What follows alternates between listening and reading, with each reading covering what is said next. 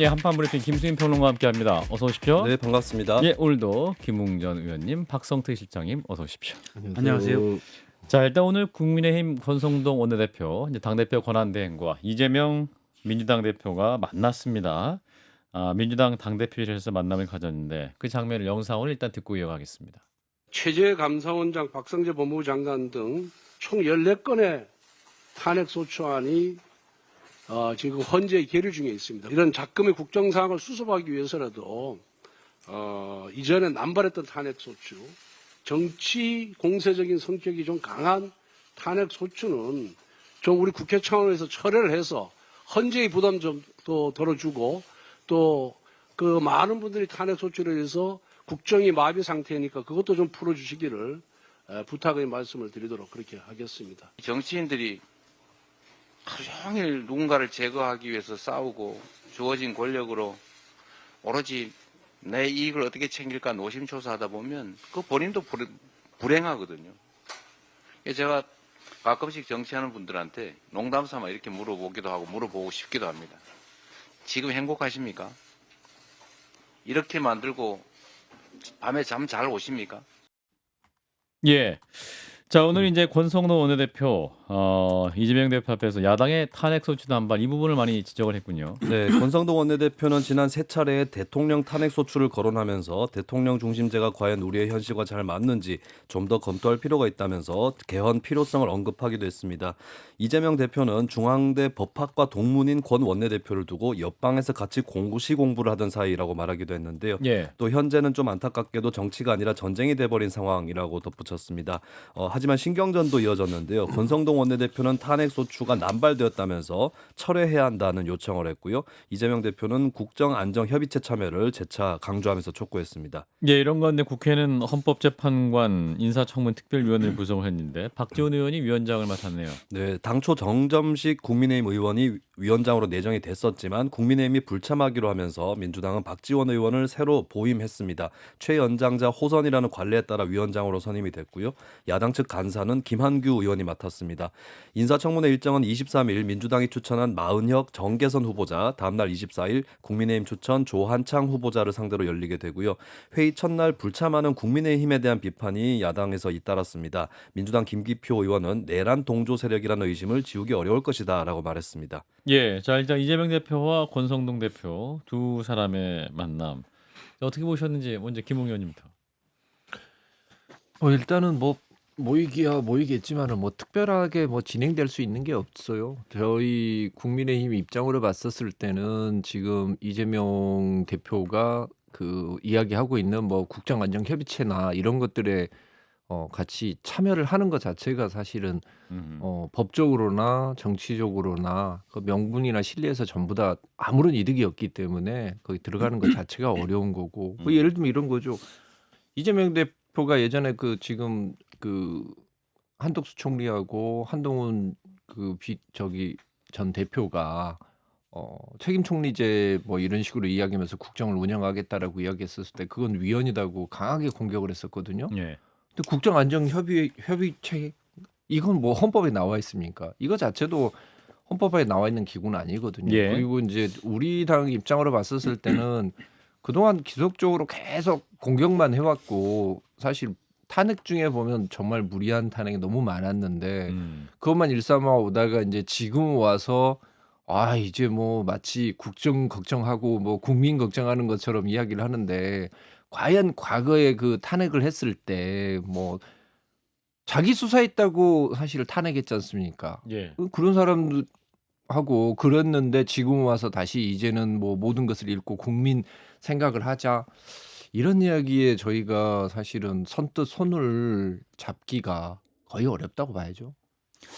저도 뭐 합의할 점은 별로 없을 것 같아요. 왜냐하면 친명 쪽 얘기도 들어보면 이재명 대표의 대선 전략은 명확합니다. 그러니까 중도로 외연을 확장하는 부분, 비호감도가 좀 높게 나오는 거 있기 때문에 물론 이제 사법 리스크는 사법 리스크 따로 해야 되는 거고 본인 대선 주자로서의 리스크는 이제 비호감도가 좀 높다라는 거거든요. 예. 그걸 만회하는 거에 전략에 여러 정책이나 메시지 전략에 초점이 맞춰져 있는데 오늘 모습도 그런데 초점이 맞춰져 있고 저는 그건 좋은 모습이라고 봐요.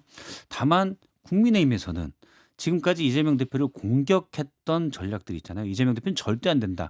그걸 받아들일 수가 없기 때문에 절대 합의할 수는 없는 상황이라고 봐요. 국민의힘에서 합의하지 못할 거라고 보고. 근데 저는 앞서 이제 국정안정협의체 같은 경우는 사실 여야정 협의체가처럼 여기서 뭐 국정을 이끌고 가는 건 아니잖아요. 논의하고 협의하는 자리이기 때문에 이전에 한한 협의체랑은 다르다라는 생각이 들고, 또 하나는 이재명 대표 쪽에도 얘기를 하면 탄핵 소추가 많이 있지만 감사원장이나 법무부 장관, 방통위원장 이런 부분들은 어쩔 수 없다고 생각하고, 예. 김 의원님이 말씀하신 것처럼 일선 검사들 탄핵 소추가 있었거든요. 그건 사유도 좀 부실하고 또 방탄으로 보일 소지도 있어요. 그래서 그런 것들은 민주당에서 선제적으로 처리할 만도 하지 않나. 물론 뭐 중앙지검장이랄지 예. 이런 분들은 별도로 하더라도 음흠. 일선 수사검사들에 대해서는 뭐 그럴 수 있지 않나라는 생각이 듭니다. 예. 사실 이제 권성동 원내대표가 이 헌법재판관을 이제 한덕수 대통령 권한대행이 과연 임명권이 있는 것이다, 이 부분을 논쟁을 촉발시켰는데 이 부분 어떻게 보십니까? 일단 이거 관련해서는 참 우리 당이나 민주당이나 참 정치인들의 정말 조변 섞개, 그리고 앞뒤말 다른 거 정말 제가 봐도 너무 부끄러울 정도입니다. 얼마 전까지만 해도 이건 절대 안 된다. 뭐 예를 들면 그 전에 저 박근혜 대통령 시절에 했었을 때는 절대 권한대행은 임명해서는 안 된다라고 이야기했던 게 민주당 쪽이었었고, 그거 우리는 반대 입장이었죠. 근데 또 지금 와서는 또 전혀 입장이 지금 바뀌고 있는 상황인 겁니다. 참 재밌는 게 뭐냐면 이재명 대표가 얼마 전에 어젠가 이런 이야기 했어요. 자, 대통령 직무 대행은 현상 유지 관리가 주 업무이고 현상 변경이나 새로운 질서 형성은 안 된다라고 예. 이야기를 했습니다. 그러면 헌법재판관을 임명하는 것은 분명히 현상 변경이고 새로운 질서의 형성이거든요. 근데 그거는 해도 된다라고 이야기를 하는 겁니다. 이 이야기를 했던 이유는 뭐냐면 양곡법 등 이런 법률안에 대한 거부권 행사하지 말라라고 주장을 한 거예요. 예. 그러면서 김민석 그 최고위원도 이런 이야기하죠. 야, 권한대행은 뭐 인사권이나 법률안 거부권 행사할 능동적 권한이 없다라고 이야기하고, 전현희 최고위원도 그런 이야기를 하거든요. 헌법상 필요 최소한의 권한만 행사해라라고 이야기를 하는 겁니다. 예. 김민석 최고위원 말에 의하면 인사권 자체가 없는데 권한대행이 임명을 해서는 안 된다는 것이죠. 근데 이쪽에서 그 법률안 거부권 행사할 때는 권한 없으니 하지 말라라고 이야기하고, 헌법재판관 임명할 때는 반드시 해야 된다라고 이야기를 하는 것 자체가 당리당략에 따라서 이렇게 계속 바뀌고 있는 거거든요. 제가 결론적으로 말씀드리자면 권한대행이라고 하더라도 거부권 행사할 수 있고, 그리고 권한대행이라고 하더라도 헌법재판관 임명할 수 있다고 봅니다. 그걸 금지하고 있는 조항도 없는 것이고, 예. 지금 사실은 어떻게 보면 헌법재판소라는 게 제대로 운영이 안 되고 있기 때문에 그걸 정상화시키는 것은 당연히 권한대행으로서 해야 될 임무죠. 그렇기 때문에 양당에서 지금 주장하는 것은 서로 이 사안과 저 사안에서 서로 말이 달라요. 박 실장님. 저도 뭐 비슷하긴 한데 약간 다른 건, 예를 들어서 거부권을 행사하지 말라, 양국관리법 등에 대해서 예. 6개 법안에 대해서 거부권을 행사하지 말라고 하는 거는 야당의 주장이라고 생각하면 될 것 같아요. 그러니까 야당이 당연히 국회 과반이 넘어서 훌쩍 넘어서 법안을 통과시켰으니 거부권을 행사하지 말라라고 하는 건 어떻게 당연한 거고, 다만 이게 그러면 뭐 능동적 권한 행사냐, 소극적 권한 행사냐, 이거는 해석의 여지가 있는, 뭐 야당 주장이 옳다고 볼 수도 없고, 예. 그거는 제가 볼 때는 한덕수 권한대행이 판단해서 하면 될 것 같아요. 그리고 예전에 고건 총리가 권한대행을 맡았을 때 거부권을 행사한 바가 있거든요. 그래서 크게 법적으로 문제될 것이다라고 생각은 하지 않고, 다만 헌법재판관 임명에 대해서 이거는 절차적으로도 일단 법 논리적으로 따져도 당연히 국회가 추천한 3명에 대해서 요식적 절차인 임명을 대통령이 이제 권한대행이 하는 거기 때문에 그냥 봐도 능동적 권한 행사라고 볼 수 없고, 뭐 현상 유지냐 현상 변경이냐라고 할 때 그냥 원상 회복이라고 보는 게 맞을 것 같아요. 원래 9명이잖아요. 그리고 내란을 일으킨 대통령에 대한 탄핵 심판을 6명이 한다. 여러 가지 절차나 법적 논리를 따지기 전에 이게 비상식적이에요. 그래서 당연히 충원하는 게 맞다. 이거는 뭐 여당에서 뭐라고 하든 야당에서 어떻게 하든 당연히 권한대행이, 한덕수 권한대행이 국민적 상식에 비춰서 중요한 대통령의 탄핵 심판을 6명 이상이 찬성했는데 딸랑 6명 갖고 한다? 말이 안 되잖아요. 한덕수 권한대행이 책임지고 그냥 임명하면 된다고 봅니다. 예. 당연히 여당에서 뭐라고 하겠죠. 안 들으면 돼요. 알겠습니다. 예. 자, 이런 가운데 헌법재판소가 굉장히 이제 바빠지고 있습니다. 윤석열 대통령과 그 대통령실의 계엄 포고령 1호 그리고 계엄 관련 국무회의록을 제출해라라고 요구를 하고 있는 거죠. 네, 헌법재판소는 브리핑을 통해서 윤석열 대통령에게 12월 24일까지 입증 계획, 증거 목록, 이 사건 계엄 포고령 1호 그리고 계엄 관련 국무회의 회의록 등의 제출을 요구했다라고 밝혔습니다. 각 준비 명령은 전날 전자 송달을 했고 대통령에겐 추가로 이날 오전 우편으로 발송을 했다라고도 밝혔고요. 예. 또 정청래 국회 법제사법위원회 위원장에게도 같은 날 24일까지 입증 계획과 증거 목록을 제출해달라고 요구를 했습니다. 헌재는 또 윤석열 대통령 탄핵 심판에 대한 이 공개 방침도 밝혔는데요. 헌재는 변론 준비 기일과 변론 기일, 선고 기일은 공개를 하고 있으며 일반인 방청도 가능하다고 했습니다. 다만 심판정 안팎의 소란을 방지하고 법정 질서 유지를 고려하기 위해 생중계는 하지 않기로 했고 추후에 녹화 영상을 제공할 예정입니다. 예. 자, 이런 가운데 윤 대통령이 공수처에 그 출석 요구에 불응했다고 하는데. 네, 검찰과 공수처는 중복 수사 관련 정리에 들어갔는데요. 그 결과 공수처는 검찰로부터 윤석열 대통령과 이상민 전 행안부 장관에 대한 사건을 이첩받기로 했습니다. 대신에 공수처는 나머지 피의자들에 대한 이첩 요청은 철회할 예정입니다. 공수처가 포함된 공조수사본부는 윤석열 대통령에게 오전 10시까지 출석해서 조사를 받으라고 통보를 했는데요. 하지만 윤 대통령은 불응했습니다. 출석 연기 요청이나 경호 문제에 관한 논의도 없었다라고 전해지고 있고요. 공조부는 2차 출석 요구서를 보낼지 보낸다면 어떤 방식을 취할지 검토하고 있습니다. 예. 자, 일단은 헌법재판소가 자료 제출을 요구를 하고 있는데 지금까지 어떠한 자료 제출이나 소환 요구에 응하지 않고 있어서 이게 제출 안 하면 어떻게 되는 겁니까? 아니 본인한테 불리하죠. 근데 아마 회력이 없을 것 같아요. 제 생각에는 국무회의록, 네, 그때 계엄 포고령 회의록. 당시에 대해서 저 몇몇 분한테 그때 당시 상황에 대해서 제가 한번 통화를 했었거든요. 이제 뭐 간단하게 야 나는 어떻게 될 것 같냐라고 이제 물어보셔서 이야기를 들으면서 참 다행히 그분은 차가 늦게 와서 늦게 들어오는 바람에 뭐 괜찮은 그런 경우가 있는데 당시 상황으로 봤었을 때는 회의록이 작성이 될 수 있을 만한 그런 시간적 여유가 없었던 것 같아요. 뭐 부서고 보고 아예 없은 거의 상황이어서 예. 자료를 제출하라고 하면은 해야죠. 당연히 해야 되는데 대통령실에서 아마 없어서 못 내줄 것 같아요. 국무회의 하면 뭐 자동으로 녹음이 되거나 뭐 속기사가 있는 건 아닌가요? 아니 원래 그런 절차를 밟아야 되는데 네. 이때 당시 상황을 제가 뭐 몇몇 분한테 이야기를 들어보면은 그냥 모여. 뭐 어떤 분은 아예 부르지도 않았고 아하. 원래 선택적으로. 쓴소리 하시는 분은 부르지도 않았고 어떤 분은 갔는데 막 갑자기 대통령이 막 화를 내시면서 나오고 있어서 이게 계엄이 말이 됩니까라는 소리를 하니까 그냥 지나가시더라. 이런 정도인데 무슨 속기사를 언제 불러서 그 시간에 언제 속기를 하고 뭐 이런 게 있었을까 싶어요.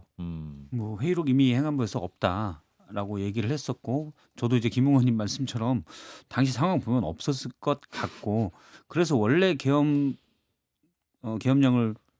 얘기할 때 국무회의 심의를 거치도록 돼 있는데 그렇죠.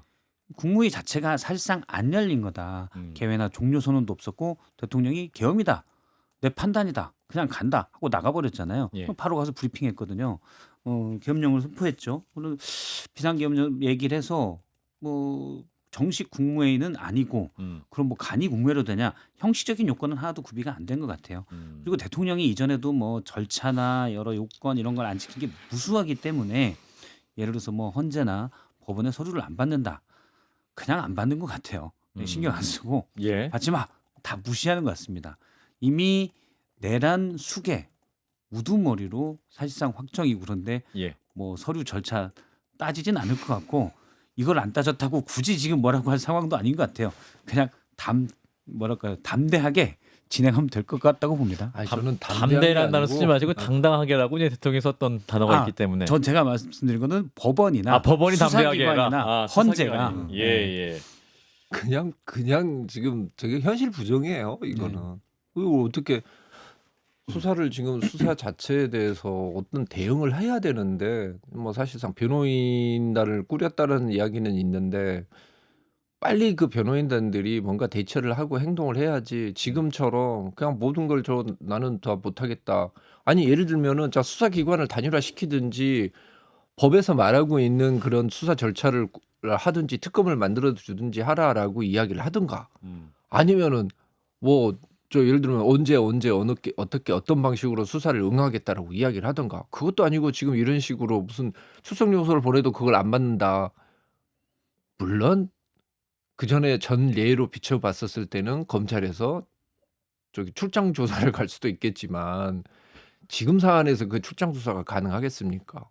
그래서 이런 자세를 계속 끌고 가시는 것은 나중에 강제 수사의 위험성만 높이는 거예요. 그럼 적극적으로 협조하셔야 돼요. 자, 김수민 평론가도 어떻게 보십니까? 대통령실의 네. 대응. 사실상 전 국민이 이러한 자료 제출 및 우편 접수도 거부하고 있는 이런 상황 다 중계되고 있는 상황인데 네. 헌재도 악영향이 끼치는 거 아니에요? 네, 8년 전의 일이 떠오르는데 그때도 박근혜 당시 대통령이 전면적인 부인 전략을 펴서 점점 더 불리해질 것이다라는 지적들을 많이 받았거든요. 근데 그때에 비해서는 더 직접적이고 노골적으로 그렇죠. 부인 전략이다라고 하는 거고 어쩌면 12.12 담화 때 어느 정도 예고가 됐던 게 궁극적으로 그 고도의 통치행위이기 때문에 사법심사의 대상이 아니다. 이 논리가 윤 대통령의 근본 논리인 거고 예. 이렇게 본다면 이건 수사감 자체가 아니다. 그러니까 본인의 머릿속에서 이거는 무혐의 불기소감이다라고 처리를 해버린 결과가 아닌가 뭐 그런 진단도 해보겠습니다. 그건 본인 생각이고요. 그게 현실 부정이에요.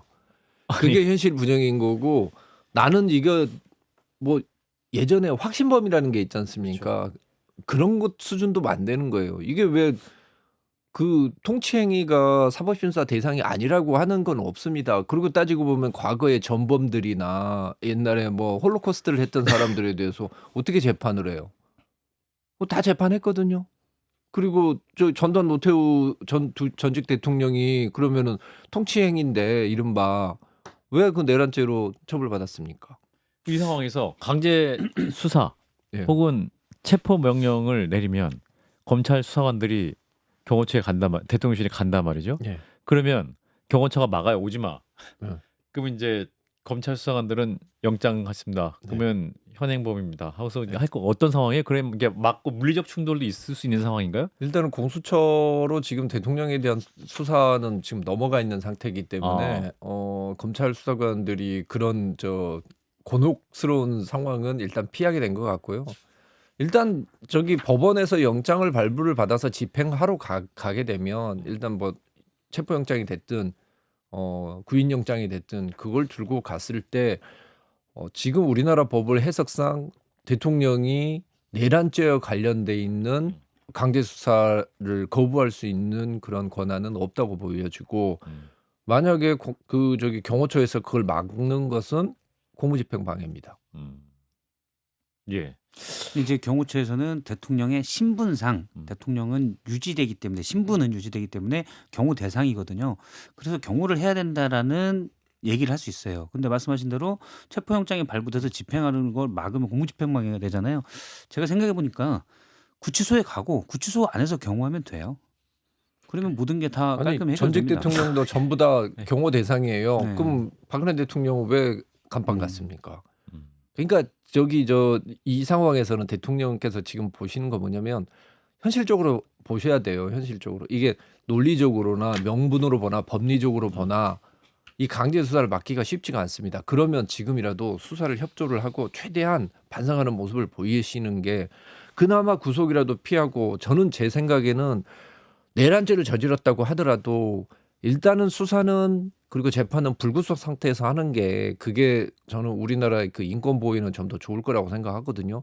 근데 대통령께서 이런 모습을 보이시면은 불구속 상태에서 수사를 하거나 재판을 받는 것 자체가 스스로 본인이 예. 불가능하게 만드는 겁니다. 저 얘기는 잠시 또 놓고 때려내서 많이 할 수 있을 것 같아서. 제가 한 말씀만 더 예. 하면 한 말씀만 더 예, 하면 더 하세요. 평시에 예. 반국가 세력에 국가가 장악됐다, 국회가 장악됐다고 하고 부정선거를 얘기하면서 비상계엄을 선포한 분이에요. 뭘 바랍니까? 바랄 게 저는 없다.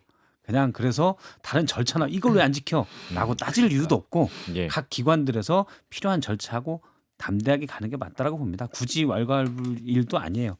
그런 거였으면 이 12월 3일 날 평화로웠던 11월 3일 날 비상계엄을 선포하고 국회에 군인들을 투입했겠습니까? 예.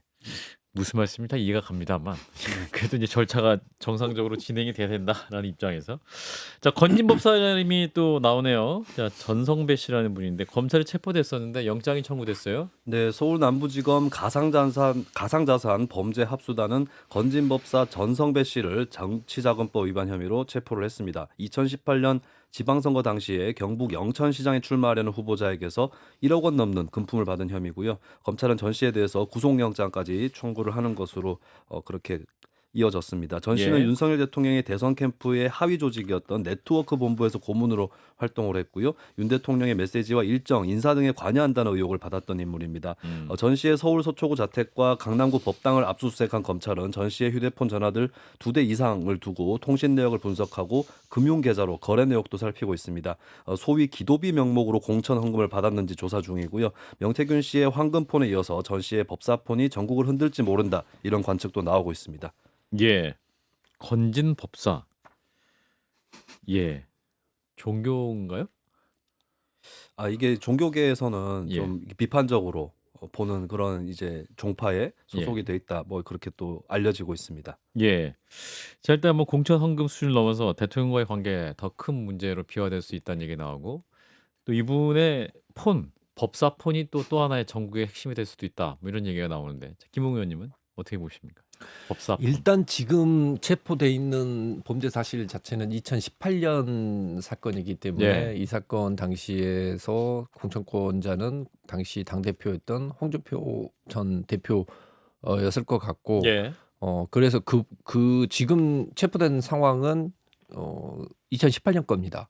그런데 그거 말고도 우리가 뭐 다 알다시피 국민들이 제일 궁금한 게 도대체 건진과 천궁은 무슨 역할을 했느냐 아니겠습니까? 예. 그리고 사실 우리 당 내부에서는 이와 관련된 이야기가 너무 많았습니다. 제가 확인된 내용이 아니기 때문에 다 말을 못하지만 각종 인사에 개입을 했다는 거, 그게 나중에 문제가 됐고 뭐 친윤 핵심하고 갈등을 빚어서 잠시 뭐 피해 있었다라는 설 등등 너무 많은 이야기들이 있는데 저는 이번 기회에 다 밝혀졌으면 좋겠어요. 예. 자 박 시장님. 저도 뭐 검찰이 사실은 대통령 탄핵 소추가 된 다음에 사흘 뒤에 전격적으로 체포했잖아요. 예. 갑자기 발견될 것도 아니고 다 알고 있었다는 걸로 봐요. 그래서 다 알고 있었고 그리고 이제 혐의가 나와서 보고 있다가 대통령 꺾였구나. 그리고 태세 돌변 해가지고 뭐 굳이 뭐 욕할 건 없어요. 욕할 건 없이 잘 잡았다고 보는데 어쨌든 건진 법사가 저희가 듣기로도 이미 여사랑은 여사의 젊었을 때부터 알고 지낸 걸로 들었고 건진 법사가 직접 어떤 분에게 얘기를 했다고 그러더라고요. 예. 여사의 젊었을 때부터 내가 훨씬 오래전부터 알았다. 그리고 캠프 때도 있었고 네트워크 본부 고문으로 있었지만 당시 대통령은 당시 윤 후보는 모른다고 했지만 사실은 그 전에 왕자 써준 거 있지 않습니까? 그걸 건진 법사가 써줬다는 설도 있어요. 이건 확인되지 않았는데 예. 누군가 당시 캠프에 있던 분이 그렇게 추정을 하는 부분도 있습니다. 그러니까 상당히 깊숙이 관련돼 있다. 써주려면 집에도 갔어야 되는 거네요. 그렇죠. 집에도 뭐 여사랑 워낙 가까웠기 때문에 종종 가지 예. 않았나라고 추정을 하는 그래도 거죠. 어려운 건 아니니까 본인이 쓸 수 있는 거 아닌가? 또 법사가 쓰는 건 다른가요? 누가 써주면 예. 뭐 알겠습니다. 뭐 쓰라고 했을 수도 있죠. 이거 왕자 예. 쓰고 가야 된다. 예. 그래서 어쨌든 상당히 대선 전부터 깊숙이 관여했던 것으로 보이고 예. 명태균 씨 행동을 보면 대통령과 여사와의 관계를 의시되면서 본인의 영향력을 행사하고 대가를 바라잖아요. 그러면 건진법사라고 안 그랬겠냐. 더 했을 거라고 봅니다. 그래서 폰들에는 무시무시한 내용들이 나오지 않을까. 그리고 이제 당연히 저기 거부권을 행사하지 말아야 될 김건희 특검을 하다 보면 여사와 또 이런 범사 명태균 씨 이런 주변 이상한 분들과 통해서 국정농단 같은 것들이 드러나지 않을까라고 저는 조심스럽게 추측해 봅니다. 예, 이분이 휴대전화가 8대 정도 된다는 얘기도 나오고 아마 뭐 그동안 교체했던 거 보관하고 있었던 걸 수도 있고 명태균 씨도 이번에 추가로 주차한 게 3대라고 했으니까 엄청 많네요. 저는 한 대밖에 없습니다.